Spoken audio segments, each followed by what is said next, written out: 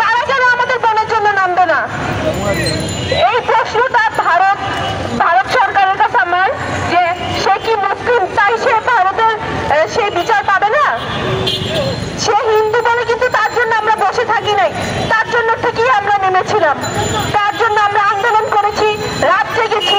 ভারতের থেকে যখন সংবাদ করা হলো যে ভারতের একজন ডক্টরকে নির্মম ভাবে ধর্ষণের পর হত্যা করা হয়েছিল, আমরা পুরো বাংলাদেশ থেকে উঠেছিলাম।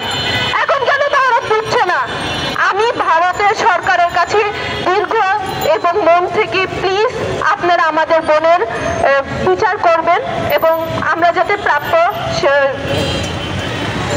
বিচার পাই তার জন্য ভারত সরকারের কাছে বিনতি